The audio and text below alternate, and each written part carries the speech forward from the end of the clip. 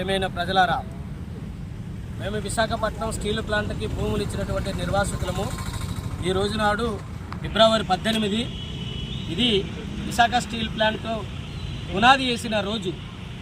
ఈ రోజు నాడు విశాఖ స్టీల్ ప్లాంట్ యాజమాన్యం ప్రభుత్వాలు సంబరాలు జరుపుకుంటే మేము నల్ల వస్త్రాలు ధరించి నిరసన తెలిపే కార్యక్రమంలో భాగంగా మేమంటూ ఒక జెండాను కూడా రూపకల్పన చేసి ఈరోజు ఇక్కడ ఎగరవేయడం జరిగింది.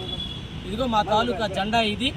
ఈ జెండాకు నిదర్శనం ఏమిటంటే మా జెండా చుట్టూరా పచ్చని ఆకారంతో కూడుకున్నటువంటి పచ్చదనం ఉంది. ఈ పచ్చదనానికి కారణం ఏమిటంటే ఈ ప్లాంట్ కట్టక మునుపు ఈ నీలంతా పచ్చదనంతో, వ్యవసాయ భూములతో, వ్యవసాయంతో, చేతివృత్తులతో, సిరి సంపదతో విరసలేదు. అట్లాంటి పచ్చని పంట పొలాల్లో మరి ఫ్యాక్టరీ తీసుకొచ్చి పెట్టారు. ఆనాడు మా రైతులు నాగలు పెట్టి పచ్చని పొలాల్లో దున్నేవారు. కానీ ఈరోజు అందులోనే భాగంగా మేము ఒక లోగోను కూడా ఏర్పాటు చేశాము. నాగలు పెట్టుకున్న రైతు నడోనికి కట్టినటువంటి గుడ్డని తలకు కట్టుకున్నాడు. అంటే మేము నాగలు పెట్టుకొని భూమి మీద దున్నేటటువంటి నాగల్ని ఈ రోజు నాడు మేము భుజాన్ని వేసుకొని నడుము కట్టిన గుడ్డను బుర్ర కట్టి పోరాటానికి సిద్ధపడ్డామన్నటువంటి సంకేతాన్ని ఇవ్వడం కోసమే ఈ లోగోని మేము తయారు చేసి ఈ రోజు నాడు నిరసనదనంగా ప్రకటిస్తూ ఇక్కడ ఎగరవేయడం జరుగుతుంది. మేడం, ఈరోజు రాష్ట్రపతి గారు విశాఖపట్నంలోనే ఉన్నారనేది మాకు తెలిసినటువంటి విషయం. మేడం గారు, మా తాలూకు భూములన్నీ కూడా మీ పేరు మీద ఉన్నాయట. మేము విశాఖపట్నం స్టీల్ ప్లాంట్ నిర్మాణం కోసం మేము భూములు ఇచ్చాము. కానీ ఆ భూముల్లో ప్లాంట్ కట్టలేదు, ఖాళీగా పడి ఉన్నాయి.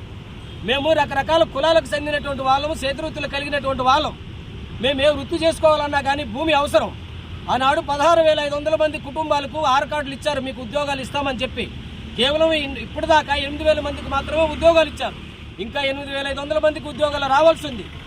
అయినా ఇప్పుడు ప్లాంట్ ప్రైవేట్ పరం చేసేస్తారనేసి కేంద్ర ప్రభుత్వం ప్రకటించింది. కనుక మీ పేరు మీద ఉన్నటువంటి భూములు ఏవైతే ఉన్నాయో 8,500 కుటుంబాలు 40 సంవత్సరాల నుండి వెనుకబడిపోయి ఉన్నాము. ఆ భూముల్ని మాకు ఇవ్వండి. పార్లమెంటులో ఏదో ఒక చట్టం చేసి ఇప్పటికే ఉన్న చట్టాలను కూడా అనుసరిస్తూ మా భూములు మాకు తిరిగి ఇవ్వాలని ప్రస్తుతం విశాఖపట్నం పర్యటనలో ఉన్నటువంటి మేడం రాష్ట్రపతి గారిని మేము వేడుకోవడం జరుగుతుంది.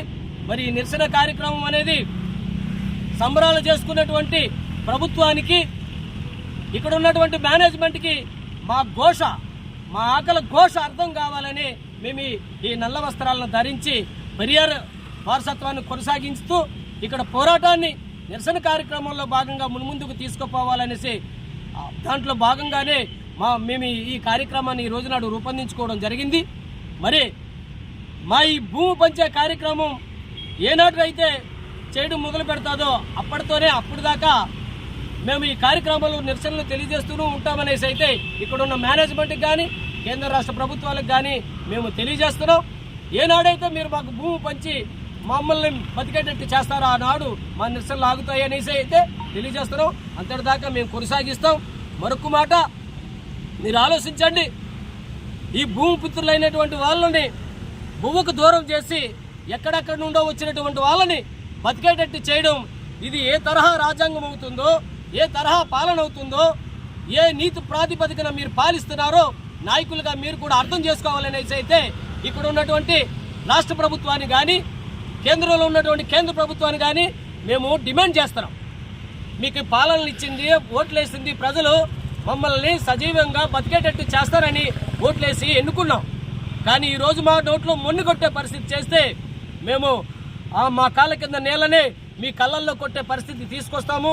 ఎట్టి పరిస్థితులను కూడా మా పోరాటాన్ని ఆపే పరిస్థితి లేదని ఈ సందర్భంగా కేంద్ర రాష్ట్ర ప్రభుత్వాలకు తెలియజేస్తూ మేడం రాష్ట్రపతి గారికి కూడా మేము విన్నవించుకుంటున్నాం. Thank you.